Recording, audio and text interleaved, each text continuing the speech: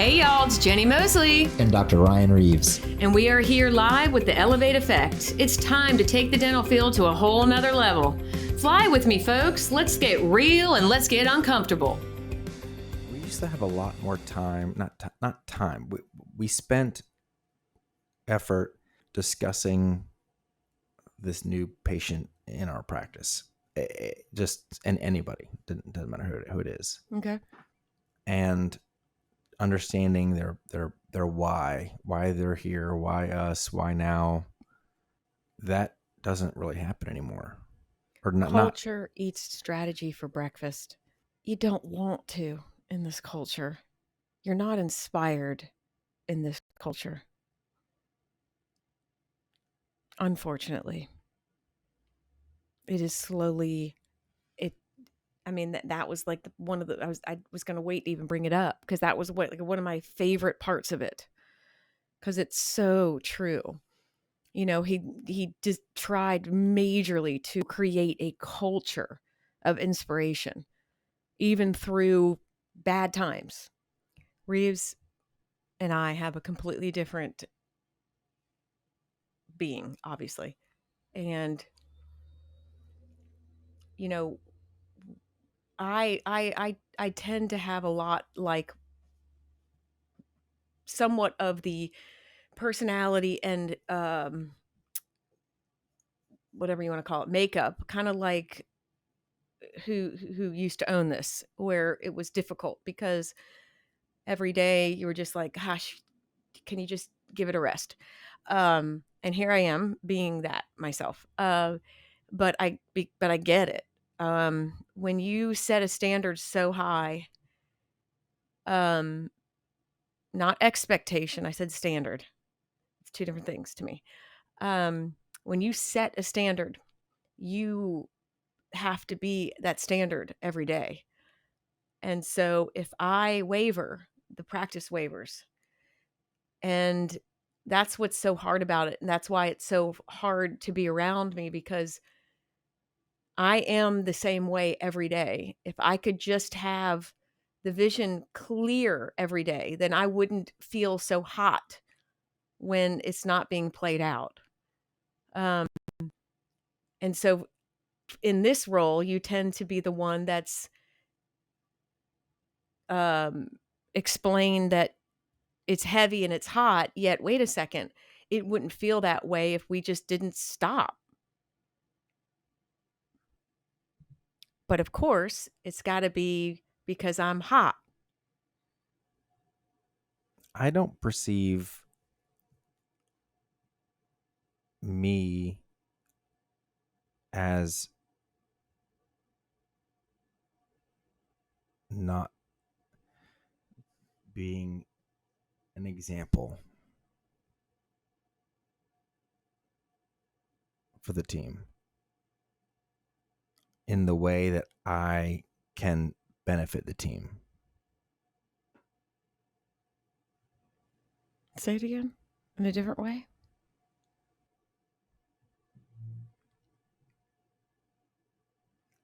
I think it's important for people to really understand their roles and what they can bring to the table and what they can't. I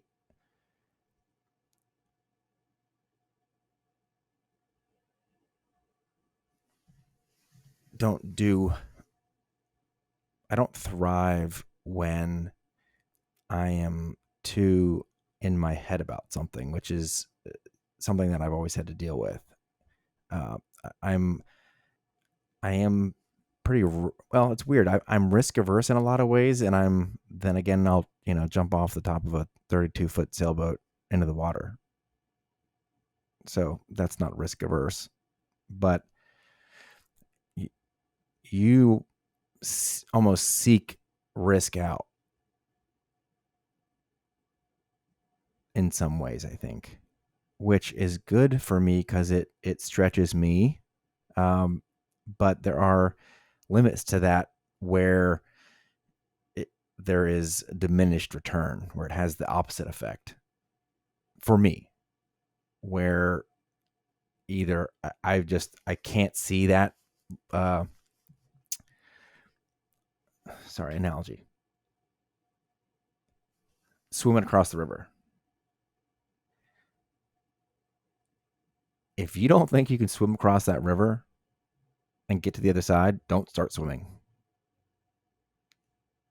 So I am looking at a situation and saying, okay, can I get to the other side of this? And if I truly, in my heart, don't believe that I can, I'm not going to attempt it because I don't want to die. To me, death is the end result that I'm not willing to go that far, which precludes me from probably reaching my maximum potential in life. That's not to say that I'm not going to swim. You just said you weren't going to swim. When? You just said it in the analogy. If you don't think you can, you're not going to try. Right. Well, but I mean, there are varying degrees of that, right? Sometimes the current's stronger than other times. There are times where, listen, at low tide, I can make that swim, or at slack tide, I'm not going against something. Is it the distance that's the problem? Is it is it how fast the current's moving, or is it both? So I'm just saying there are varying degrees of that in life. Well, I just wonder if that's why we are where we are. Well, you'd have that culture is, for this legacy, does not culture the strategy that it was set for. I'm sorry, I didn't follow that. This business was cultivated around the opposite. Okay. So I just wonders if most of you is very, like you said, you feel like you're as much as you can be a good example, but it's not always just in what you're doing physically. It's the culture.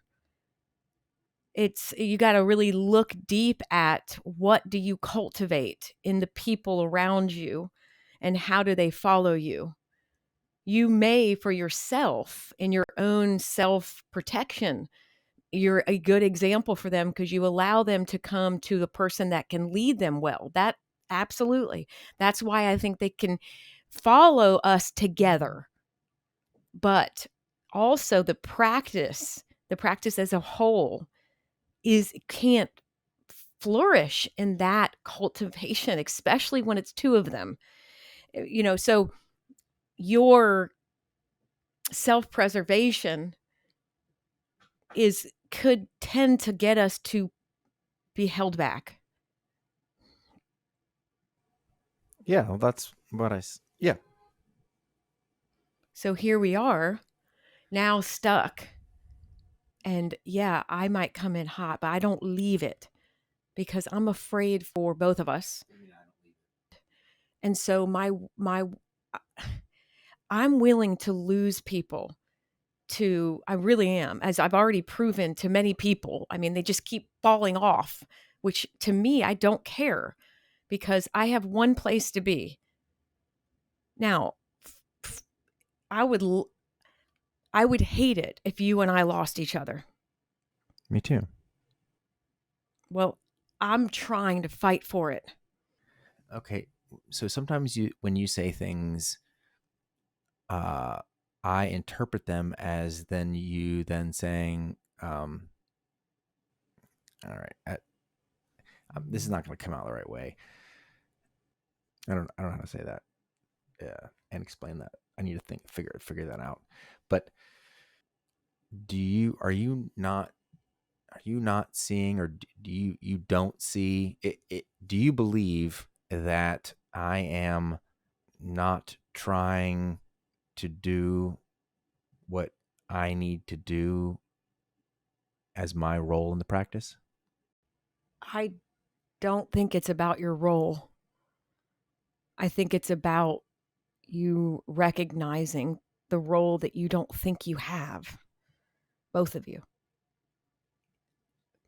That is the role that you don't think it's even you don't even think it's what you do, but you guys are. That's the problem. So, again, sports analogies, right? I played a lot of team sports. I love team sports because I love groups of people doing something together. I love that. That is, whether it's friends, whether it's a sports team. I love team activities. I've always loved it. I've done plenty of solo stuff, which is has its own merits and is a lot of fun. But there's nothing like suffering with a group of people. You create a bond that is just, it'll always be there. And that's whether it's a family, an actual family, blood family, whether that's a dental practice, whether that's a team sport. I think that is a unique thing about humans.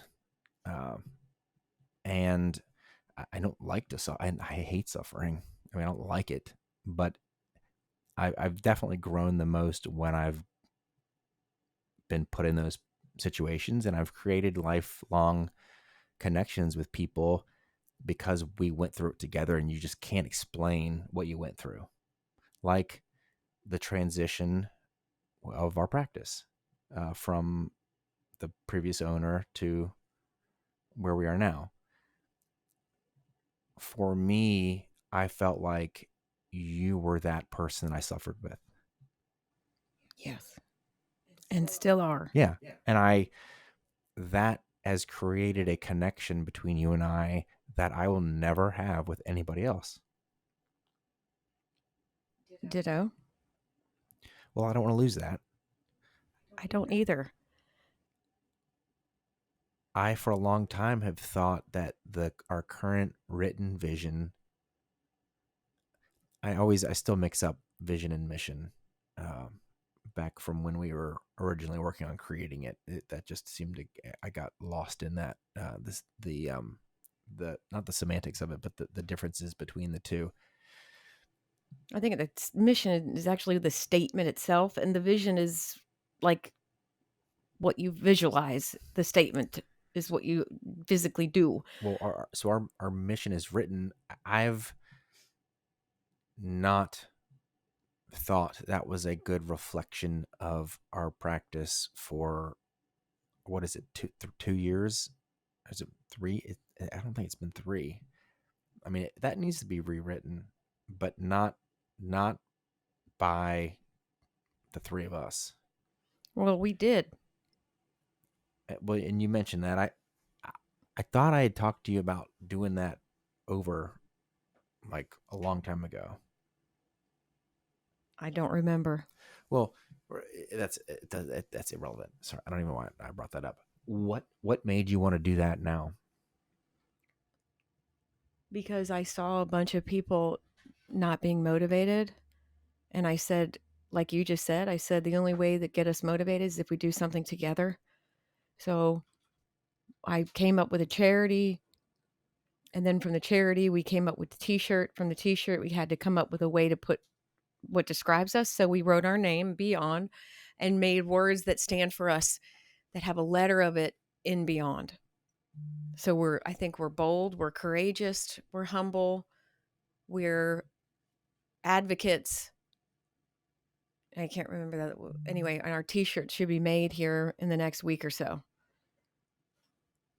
And I just think it had to come from those folks that